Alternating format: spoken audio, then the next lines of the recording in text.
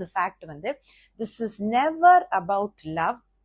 This is totally truly manipulation தான்.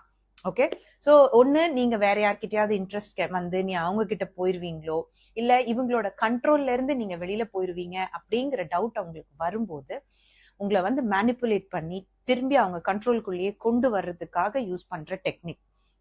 So நான் உன்னை ரொம்ப எதுவா இருந்தாலும் அவங்களுக்கு இந்த ஹூவரிங் டெக்னிக் பண்ண வேண்டிய அவசியம் வந்திருக்கு அப்படின்னாலே அது அபியூஸ் தான். This is not love, it is manipulation தான். Everything whatever has happen still now.